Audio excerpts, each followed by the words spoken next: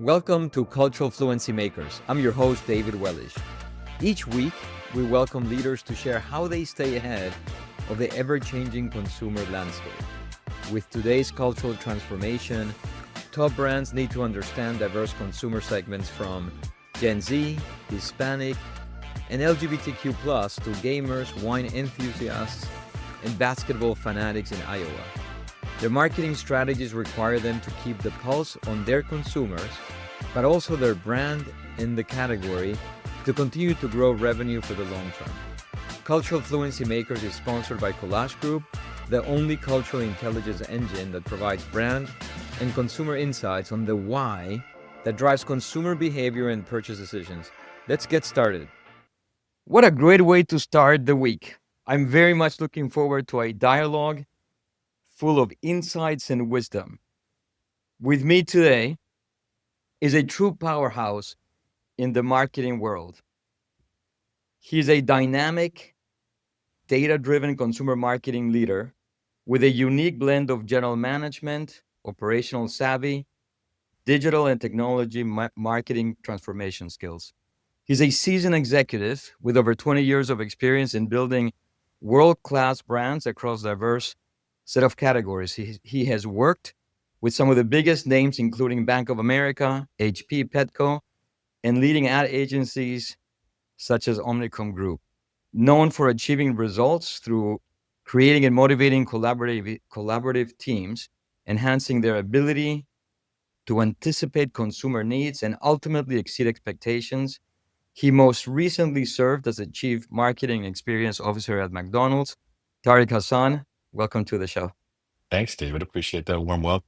Great to be here. All right. We are very excited to learn from you today. So why don't we get started?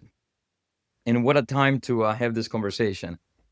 Given the cultural and the demographic landscape shifts that have taken place in the last 10, 15 years in this country, and especially given the current political context, what do you think is the role and the importance of inclusive marketing today?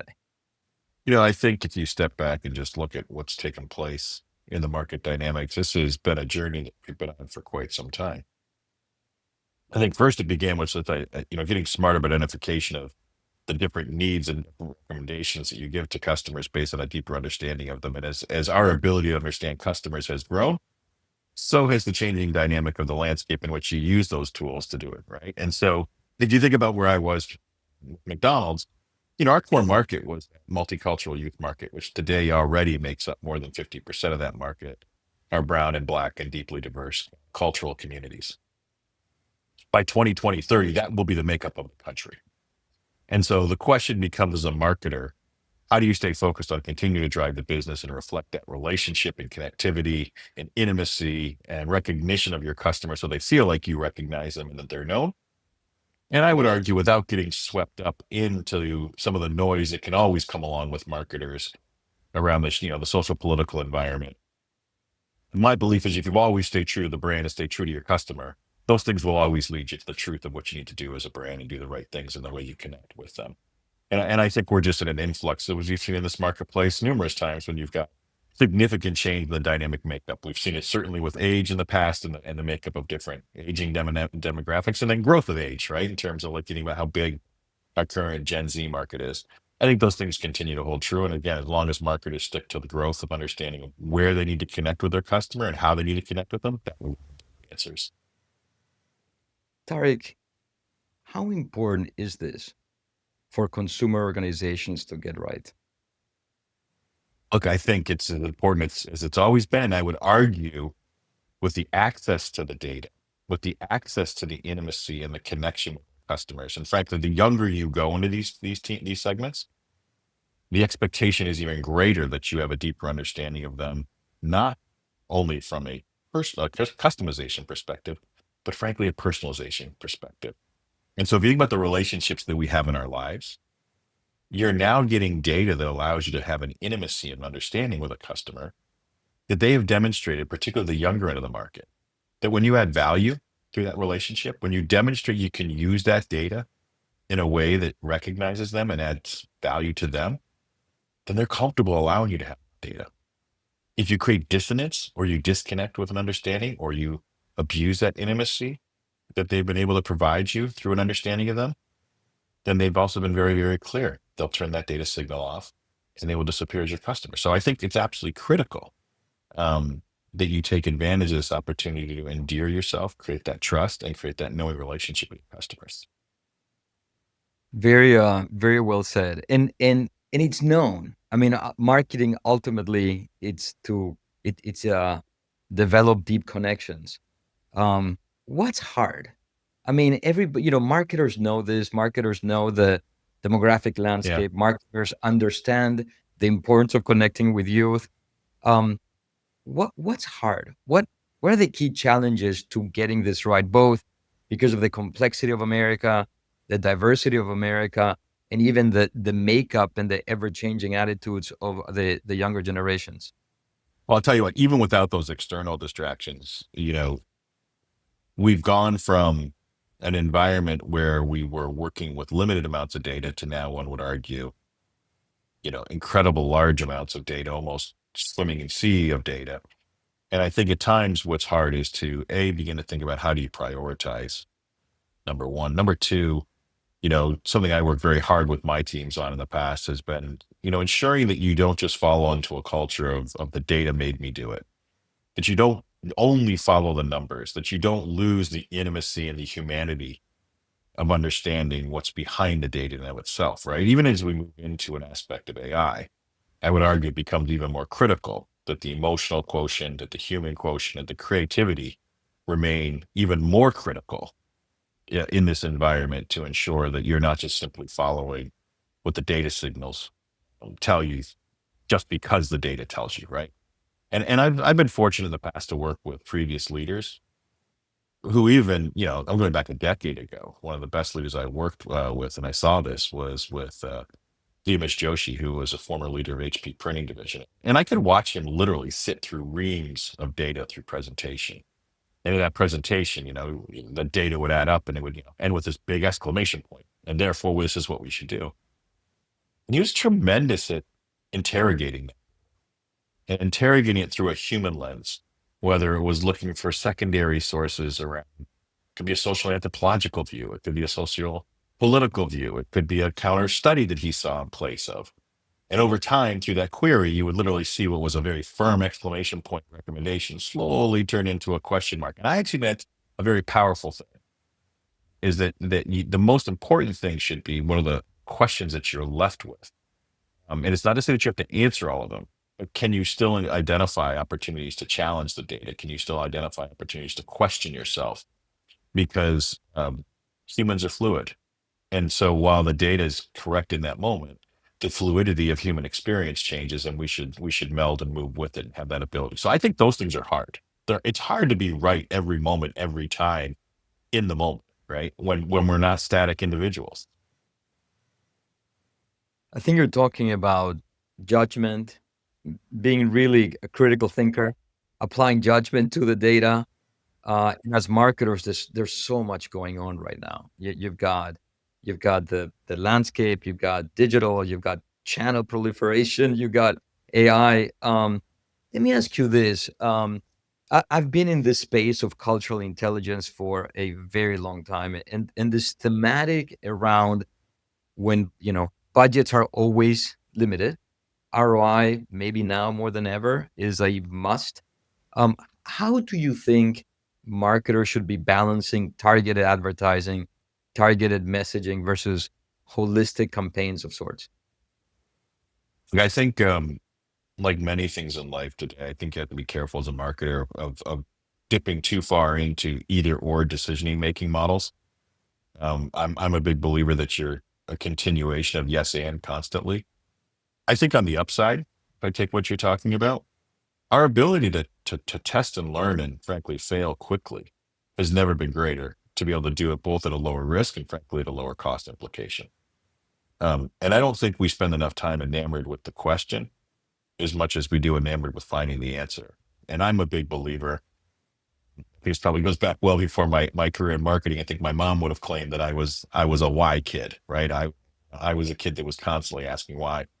And I don't think we spend enough time actually trying to ask the question of what we're trying to solve and really digging into the problem, as we do try to run quickly to an answer. And don't get me wrong, expediency and speed in marketing are critical. And I think we have access to elements that are allowing us to do that quickly. But I also think expediency and speed are allowing us to challenge multiple questions at a scale and a speed equally just as fast as we are trying to find answers. And I think there's a need to be really even more fixated and frankly enamored with the problems, as much as we pat ourselves on the back of coming up with the solutions. I think those things are absolutely critical, as you move down it. And I think it's creating an environment that's a safe ability and environment for people to do that, that's not mistaken as failure when you pursue those things. So I think that's one thing. I think the other thing is, there's a lot of conversation about AI and agentic future, et cetera. And I love these things. I'm excited about them. I think we're in an incredibly fascinating apex in the industry of growth. We've seen these before. But I think it's equally important for us to remind ourselves that none of those things actually replace human experience. None of those things actually replace the tangible, the visceral, the multisensory elements of it. And so I actually look forward to some of this technology to hopefully freeing us up to have the time to find and spend time in those areas. Let the data and let the AI help us create time. Let it allow us to create different perspectives, the questions we can go explore. Let it create efficiencies for us to redistribute. Let it create opportunity to learn differently, so as opposed to reductive reduction and presumption of efficiency and cost reductions. Anytime we pursue things purely out of cost reduction, we generally don't end up in a particularly good place. If we do it from a transformation and an innovation and a creativity and an excitement of what the future could be, that's when I get very excited about it. And I think we get to spend time in the cultures you're talking about, immersing ourselves, but actually with different questions on our minds, because when we take the blend of the science and the mind, right, the heart and the mind, you get to a very different landscape to explore. Tariq, what I heard, and I love what you're saying. One is the power of questions. Don't get so obsessed with the Yeah. answer. I think we all know if we asking the right questions, at least you have the ability to get to the right answer. If you don't ask, there's no way. So I love that. And the second point is humanity and not forgetting uh, the power of our humanity, and that ultimately at the end, that's how we connect. Going back to that theme, um, around targeted versus umbrella or holistic and budgets. So, for example, I know you've been very involved in connecting with Hispanic segment. I mean, how do you balance that? How the notion of we're gonna do a campaign, we gotta win with this consumer segment versus the whole population. Look, I think the power of where we are today with the different makeup and different cultures in our marketplace, when it first started, it was recognizing that those were critical environments and critical communities to have see us and for them to recognize that we see them. The scale of those markets, and in particular the Hispanic market, today is so significant that it's not simply enough for them to felt be seen, but they actually are now influencing. And you've seen it, forget the marketplace, you've seen it in culture, you've seen it in pop culture, you've seen it in fashion, like you name it, right? The blending and the melding of what is the American experience is starting to reflect beautifully the different impacts of different cultures at a scale that we've never seen before. And so, if you take, for example, one of the last areas I worked on before leaving from McDonald's was relaunching our breakfast business. When you fundamentally just break that business and break it down and look at it, Hispanics make up roughly about 25% of morning transactions. That's even higher than the current percent population of the market. And it's the highest indexing of any market, any community in the marketplace. So just based on by understanding the success rate of math in your business, by virtue of if I'm going to relaunch a business, I fundamentally can't actually be successful unless the largest segment is reflected in it. Now the question becomes, how do you do that? And I think the journey that we went on, I was incredibly proud that the team went on, was increasingly moving from what is our general market conversation versus our Hispanic market conversation, and starting to meld those together to recognize that is the makeup of the market. And so how do you reflect it so that it starts to show up as a relationship to the brand and a relationship to the community in an overriding view to what your marketplace actually reflection is. And so the launch of that work wasn't a question. We weren't sitting around saying, okay, what is the platform to relaunch breakfast? And then how do I deal with the Hispanic market? We actually left from the point of departure, asking ourselves, who do we have to win with? And if that was the case, then the campaign and the approach needed to, right from the beginning, reflect those things. And so that's why you see in the work that reflects unique Hispanic insights that happen to have universal human truth across mornings in general. These are no different than things we would have said we've done in the general population in the past. And so we found those same insights to hold true that we discovered in the Hispanic market to hold true to the broader market. And how do you then apply them? And then both in language and then bilingual and then, Spanglish, and allowing those things to reflect both in terms of the insight and the execution. And I think you're going to see that increasingly because that is the marketplace. Well, congrats for being so progressive, in the space in that way. Let's talk And about isn't that culture. funny, David? Let me just pause on that for a second. That we're viewed progressive for actually reflecting how to be successful and what the marketplace makeup is, right? It's ironic, and it's frankly just the newness of how we become familiar with the different dynamics of a marketplace. But the reality is, if you had flashed back 40 years ago, 50 years ago, 60, 80 years ago in this industry, it would have never been progressive to be seen as speaking uniquely to a man about about Exactly. shaving cream or razor blades, right? And so I think we're just at an influx where people have to recognize the importance of the work that we do. At the end of the day, as marketers, we still have to drive impact in the business. And I think, ironically, when we're able to speak to what both the dynamics of that connection to those cultures and those communities are in relationship to the impact on the business, some of the other noise dissipates and goes away. It's fascinating. You talked about asking the why earlier, and I've been in this space for a long time. I don't know. Is it about being American that makes this a little harder than it has to be? We support, as Collage and as the founder and CEO of the company, we support over 300 brands, and it's hard. I mean, as you know, like, it's hard for brands to get this right, and ultimately it's a consumer need, like any other consumer need. um so it's very interesting. Cultural relevance, Tariq. So, I have the privilege of speaking to many marketing and insights professionals, um all the time across the board, and the notion of cultural relevance as a way to win consumers' hearts and minds today, really pops. But there are very few marketing execs that say, "Oh no, not important to be culturally relevant today."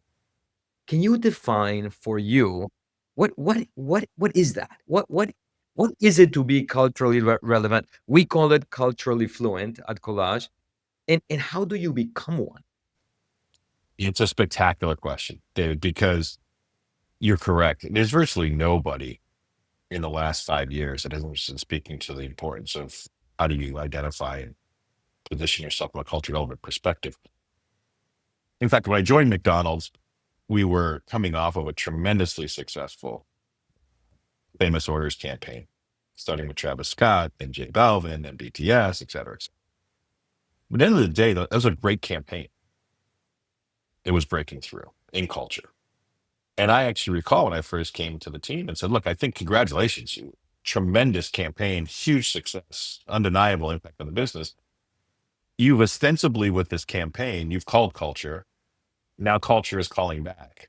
Well, what are you going to do? Because you can't just continue to do simply a campaign. You have to then embrace that. And as quickly as you were brought into culture, you can be canceled in culture, as we've seen very quickly, right? The question then becomes, what is your role in culture? Because they're also the mistake of brands that try to jump into the cultural fray, but they don't understand either A, the reasons why, or B, where they have permission to actually do that. And so we had to step back and say, like, we know it's important. We know it's critical. We're an iconic brand who's trying to find their rhythm again because we'd lost our way for a little bit here. And so we said, we're going to focus on culture, but we need to understand what that means for us. And so we identified 4 areas. We're a food company. So, of course, you're going to start with the taste of culture and the implication of how you think about the role of culinary aspects of spice and flavor and different dimensions of what's changing in the taste buds of America. We're going to live in the cultural universe of our fans, right? That multicultural youth. Do we know how to spend time there? Do we know how to turn our brand over to them and let them have access to the brand in a way that they can reflect it in culture? And you saw that take place at, our food hacks with TikTok, or you certainly saw it take place when our fans grabbed Grimace and the Grimace shake and decided that was all them, right? I'd love to claim that was brilliance of marketing. It wasn't. The brilliance of the marketing was creating relevancy that creators would take and then create something that the rest of the fandom could take hold of. The third area, which is a little more unorthodox, is we decided that we were going to make data part of our cultural view, because that youth culture, being a digital first generation, they were already under the presumption that data, first of all, the currency for them, it's a language, it's a trade currency. So how do we use that data in a way to not only create value for them, but in creating that value, have them want to participate with the brand and engage in the brand? And even in the way we approached acquisition programs, we did that through a cultural lens. Even though they're pure data plays, there is ways to cloak those with cultural relevancy. And then lastly, which is an overriding rally cry, which was both external and internal. And that was, don't just participate in culture, create culture. But then if you're going to create culture, then that means you need to be thinking about who's in your hallways, who are you hiring, what's the makeup of your team? Because if you're going to reflect that culture, then that same elements need to reflect on who's on the teams and thinking about these things, right? And those are the 4 things that we held ourselves to, running them all through a very basal notion of our fan truths. What are true to our fans, and how do they work across those cultural lens? And it was very, very sort of systemic in the way we approach those things. And so there can be a formula. The mistake becomes, I believe, when brands just try to jump into the foray of culture without understanding what their role is, or potentially get involved and overextend themselves into areas that they need to let their fans have control over, let their fans have control and can play with. I love your comprehensive definition.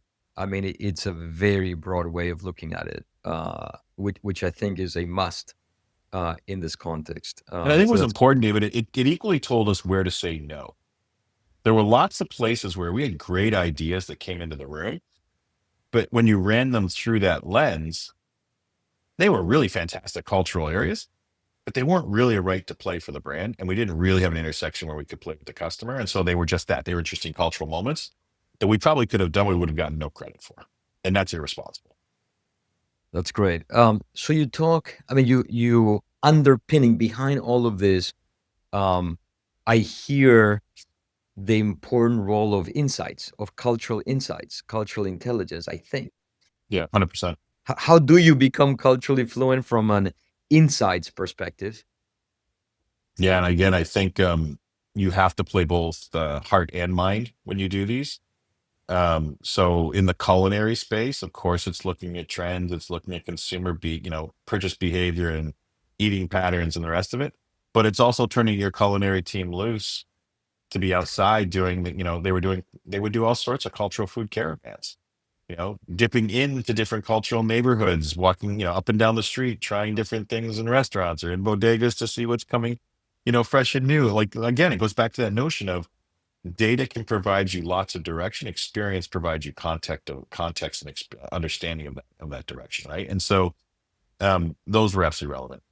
You heard me use the phrase "fan truths." I mean, that is something that was literally the litmus for decisions that we made. We had hundreds of what we deemed to be unique fan truths, and it would be the first thing we would ask ourselves when we were looking at some of these opportunities: is what is the fan truth? The second, the last part of it is like, who do you work with and who do you surround yourself with? We did a number of collaborations during my time leading the brand. We always had one universal element to it. As you can imagine, the number of reach outs we had from celebrities or athletes or musicians, et cetera, wanting to work with us. And, our response was, we don't start with the celebrity. Actually, don't even look at you as a celebrity. We look at you as a fan. We want to know what your McDonald's truth is. And I'll give you a quick, simple example. When we relaunched the Happy Meal, but did it for adults,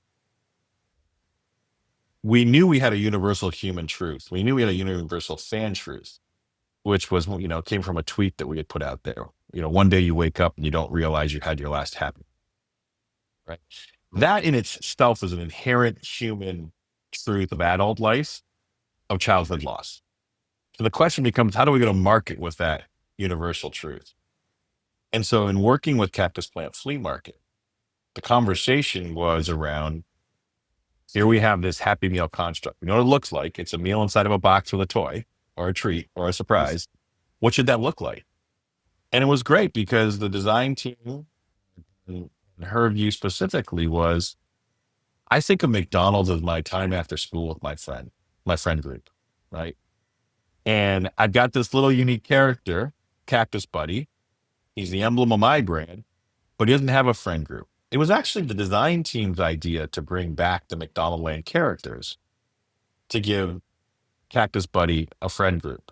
It wasn't ours. But when you collaborate and you set a brief with an insight and an understanding of what you're trying to do, the odds of those things happening are significant. And so what we unlocked and what people presumed to be a nostalgic strategy was not a nostalgia strategy at all. It was actually an understanding of our fans, an understanding of an inherent truth about this moment of wanting to have childlike joy, and then working with a collaborator to help you bring those things to life. And then understanding that you've unlocked something that you can then continue with. And so the byproduct of it was what ultimately became the Summer of Purple with Grimace. The byproduct was the return of someone like Hamburglar to celebrate, us reformulating great burgers. So it's the collection, but again, if you have the true north of understanding the strategy you set and you have the insights that infuse into it, frankly, it becomes much easier to replicate time again. Fascinating. Fascinating. Thank you for that. Um, so let's move into, we're living in very interesting times, and this before we finish with AI, I wanted to talk about a little bit about the DEI space, although it already seems old, given all that's happening in our world. Clearly, the pullbacks are having a really profound impact in the HR space. And my question to you was, what do you think the impact is in the marketing, advertising, media side of things? Yeah, look, I think it's a very complex area, right? And it's going to vary company to company, brand to brand. I can only speak from my experience. It's very easy to view a number of the things that have taken place as pullbacks. And what I would encourage people to understand is to go deeper into the understanding of what companies are actually doing. Because what may appear to be a pullback, actually, in many cases, and I can tell you in my own experience, my marketing agenda did not change in terms of what we were trying to do, from both how we won with those markets and how do we necessitate a marketplace to be successful, which included ensuring that I had access to the right spends with media providers, production companies, content creators, et cetera, to create that authentic relationship, right? What most people have to understand is many of the elements that have taken place in corporate America began long before any recency of administration changes or recency of social political changes.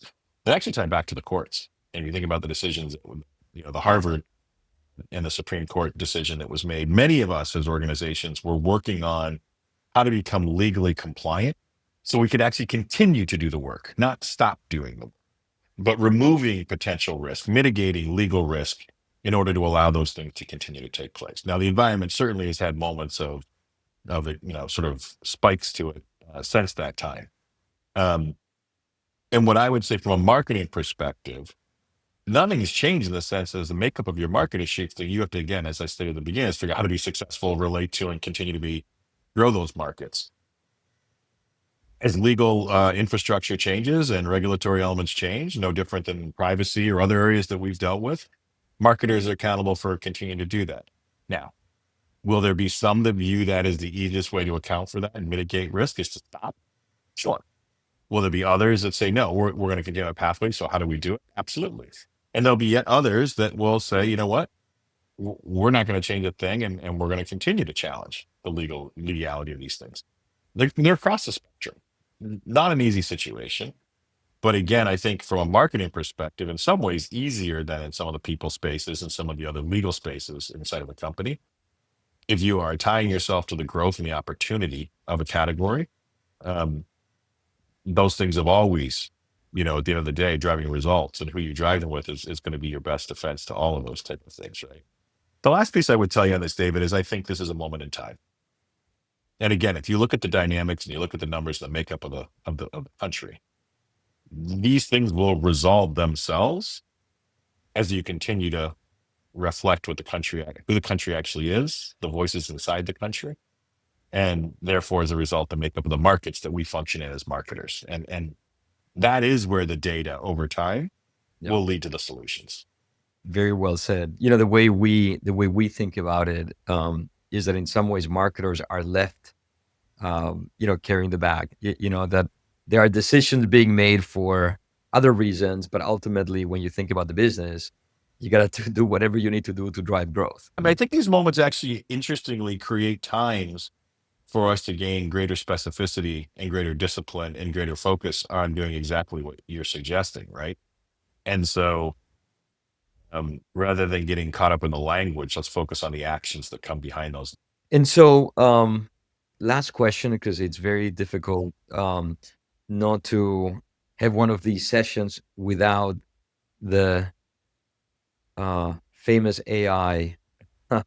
And so, how do you see AI evolving and impacting both the world of marketing and consumer insights at this point in time? Look, let me start by saying I'm beyond excited about the sort of apex we're at now, this latest intersection of where technology and the empowerment of data is allowing us to take business.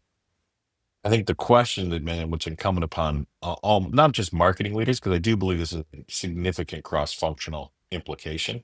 And I think that the smart marketers are thinking about it through a cross-functional lens. But I think the first step is to ask yourself, first of all, what is the depth of understanding and fluency of AI inside your organization, right? So just like everything else, get smart, go play with it, understand.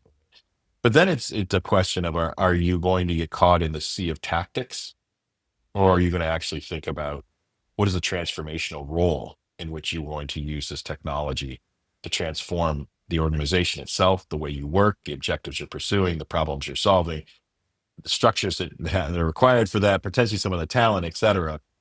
I think the other, as opposed to pursuing this through the lens of straight cost and efficiencies, generally, particularly in marketing, but generally across organizations, when you pursue strategies merely for, and I don't say merely loosely, because I think we all have accountability to drive fiscal responsibility in a company, but when the pursuit is purely that of cost reduction, you generally don't end up with the best strategic outcomes. And so the question starts with, what are you doing as a marketer to understand what are the problems you're trying to solve? And so if you ask me, for example, in the world that I'm just leaving, I was far more excited about what the implications of AI would be in the operations space Hmm. and the subsequent customer experience space that would come with it. Yes, I get very excited about some of the elements in the creative space. I don't think that's the most, robust opportunity for marketers. Um, we were also getting very excited about what we could do as a result of AI providing us knowledge around offer management and the ability to think about how to send the right offers at the right time, suppress offers, acquire in a different way. If I know I've got a customer who's loyal, why am I sending an offer? Why aren't I extending the check, et cetera? So it's getting smart around what problem you're solving, what's the role that it plays. And then I do really, really believe this is a place where marketing and not stay in their silo on the usage of AI. They have to be cross-functionally related and working in particular with operations, the CIO, the relationship with the CTO, and the relationship with the CFO have never been more important as we start to figure out how the best way to use these elements, both to achieve the objectives, but also some of the things we're talking about can really create problems for other parts of the enterprise if you're working in a silo and nothing about the implications on the operational experience. Couldn't agree with you more. It's interesting, Tariq. Our perspective is that in the world of AI, data is king, and Yeah. we are sitting on so much cultural intelligence data that we have begun to see the power of that in this sort of in the world of AI. So we just learned so much from you. A couple of questions about you, to inspire the audience. What motivates you? What inspires you every day? I think what inspires me kind of leans back to what I was saying about why I get excited about questions. What inspires me is the fluidity of every day. I'm somebody who gets, very excited by the fact that things can change in a moment and that, every day seldom looks the same as the previous. I'm somebody by nature, I'm a transformational leader. So I like being around transformational environments. And where others find the desire to have more predictability in daily life, I'm somebody that gets inspired by anything but that, if you will. You're a builder. Yeah. Love builders. We need builders. If you could travel back in time and give your 20-year-old self advice, what would that be? Well, one of them would have been, don't mistake early success in your career um, as not having huge opportunities to learn in different ways and be surrounded by people.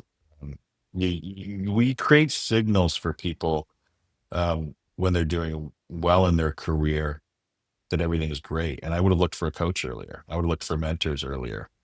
Um, I was fortunate enough to have some really great early experiences that allowed me to accelerate my career in a way that on paper, by our definition, were great. Um, but looking back now, I think about just who I could have been and the definitions that I would have defined what successful in a career looked like would have also been different in terms of not just the results you put up when you're early in your career, but mm, getting depth of understanding on your leadership style, getting depth of understanding on your ways of working and your approach. I mean, all those things could have accelerated other aspects of my career that I think took a little bit later in life for me to come across some of those things. Great. Broader aperture. And to finish off, what do you do for fun? A lot. But I'll tell you, for me, for fun, I love to cook. But it's not just the act of cooking. I think it's ironic that I was working for one of the world's largest iconic restaurant brands. I love the power of food. I love what food reflects as a form of communication, as a bond with people. I'm Lebanese by definition, so like a lot of the Mediterranean or Latin cultures that nothing takes place socially without being surrounded around food, and so. Um, I do love to eat, but I love the act of cooking and the act of bringing people together around food. I love to travel, and for all the reasons we've talked about. I just loved being out there, and um, I'm what I would say. I'm not a ferocious book reader. I am a ferocious book listener. Um, Mm. I'm dyslexic, and for a long time I really fought, myself to put down physical books, and I've discovered that audiobooks are a much better process for me. So I walk and listen a lot, and very dispersed things. I don't tend to just certainly not just listen to things in the business space. And then I spend time with my family. I've got a amazing 17-year-old senior in high school who's heading off to college in the fall, and spend as much time with her as she allows me, I guess, at this age, but also listening and learning from her and her friends. Well, that's wonderful. I crossed the empty nester milestone a couple years ago, and it's a unique stage in life. And Tariq, as a Latin American Jew, we got to exchange recipes, and There you so go. there'll be a lot of there'll be richness in texture in that. Well, listen, so grateful to you. Thank you for sharing of yourself, of your journey, of your perspectives, and we definitely got to wisdom. So really, really appreciate an incredible start of the week. And so thank you. Well, thank you for the opportunity, and like I said, my wisdom is unlocked by the questions. So thanks for a great set of questions and a chance to engage. It's always wonderful to connect with you, David. Thank you, Tariq. And this has been another exciting episode of Cultural Fluency Makers. See you next time. That's a wrap on another episode of Cultural Fluency Makers. Thank you for joining us. Please share your comments and what you would like to hear more about. Be as specific as possible. For show notes and more, please visit culturalfluencymakers.com.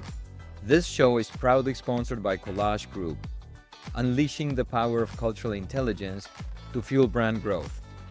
Please follow Collage Group on LinkedIn, and we will see you next week.